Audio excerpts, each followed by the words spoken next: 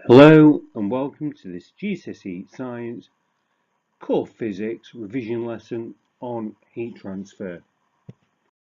In this video we will look at convection, conduction and radiation, evaporation and condensation, energy transfer by design and insulation.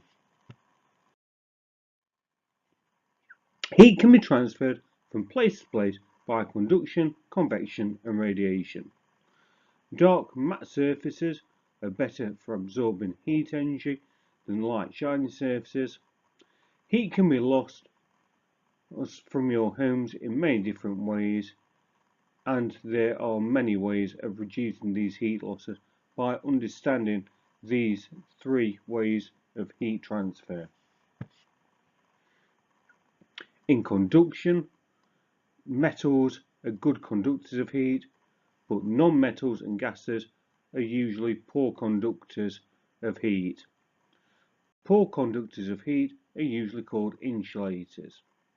Heat energy is conducted from the hot end of an object to the cold end. In a metal, the electrons in a piece of metal can leave their atoms and move about in the metal as free electrons. The parts of the metal atoms left behind are now charged metal ions. These ions are packed closely together and can vibrate continually. The hotter the metal, the more kinetic energy these vibrations have. This kinetic energy is transferred from the hot parts of the metal to the cooler parts by the free electrons. These move through the structure of the metal, colliding with ions as they go. This causes these ions to vibrate, so therefore heat up. In conduction, liquids and fluids can be used and can change density as they are heated. The particles in these liquids can move from place to place. Convection occurs when particles with a lot of heat energy in a liquid or gas move and take the place of the particles with less heat energy. Heat energy is transferred from hot places to cooler places by convection. Liquids and gases expand when they are heated. This is because of the particles in the liquids and gases move faster when they are heated up than when they are cold. As a result, the particles take up more volume. This is because the gaps between the particles widen while the particles themselves stay the same size. The liquid or gas in the hot areas are less dense than the liquid or gas in the cold area, so it rises into the cold area. The denser cold liquid falls into the warm areas. In this way, the convection currents are set up to transfer the heat from place to place.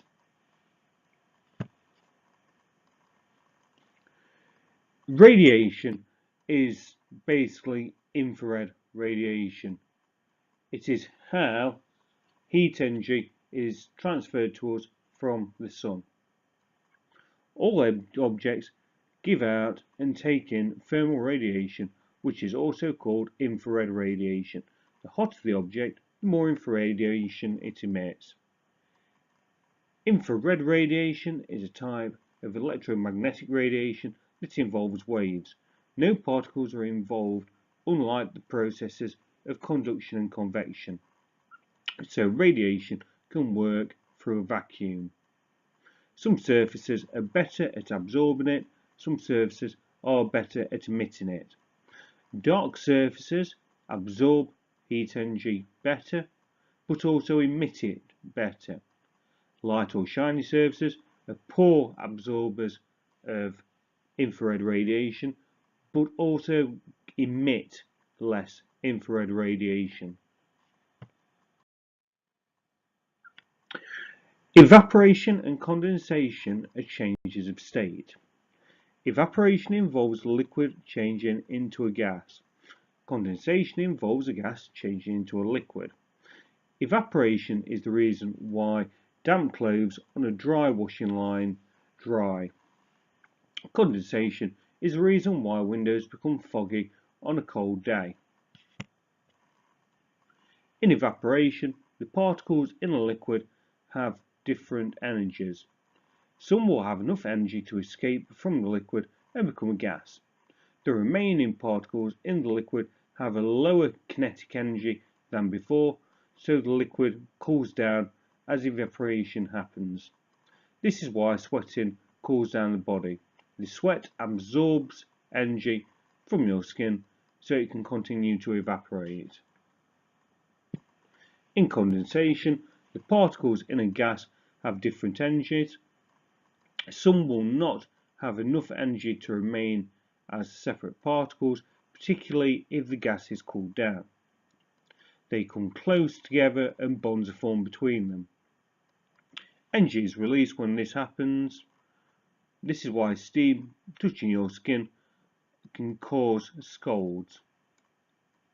Not only is the steam hot, but energy is released into your skin as the steam condenses. There are a few factors affecting the rate of condensation and evaporation. The rate of condensation increases if the temperature of the gas is decreased. On the other hand, the rate of evaporation increases if the temperature of the liquid increases. The surface area of the liquid is increased, which increases both convection and evaporation.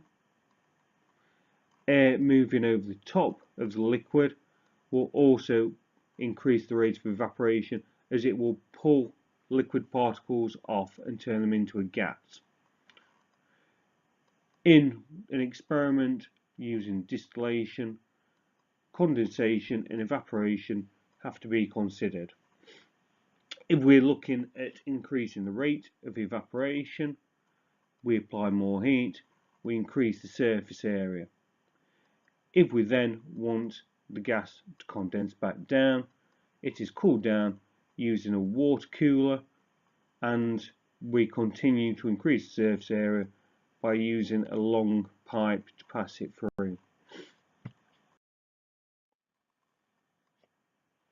One method of keeping things either hot or cold is using a thermos flask.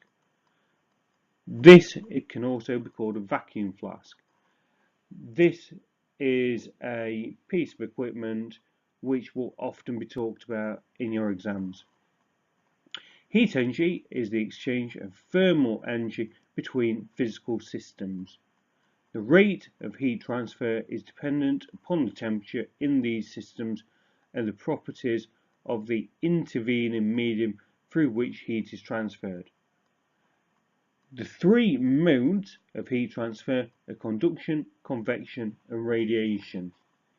If you are looking at keeping things hot or cold, you need to look at how these three methods of heat transfer can be reduced.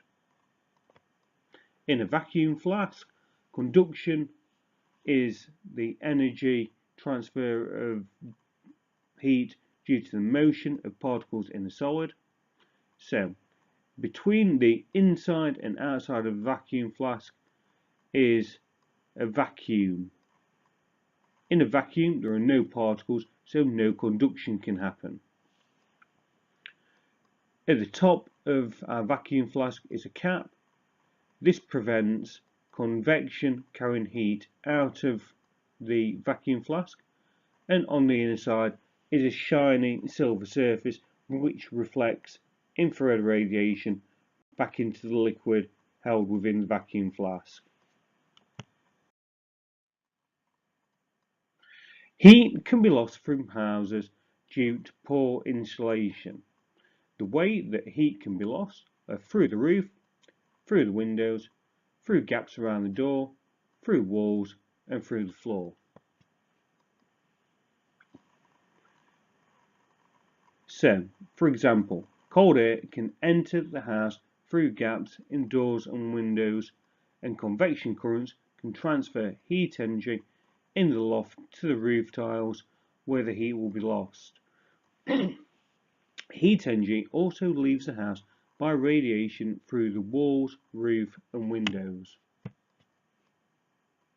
There are some simple ways that we can reduce heat loss, including fitting carpets, which reduces conduction through the floor, curtains and draft excluders, which reduce convection currents. Heat loss through the windows can be reduced by installing double glazing. The gap between the two planes of the glass is filled with air.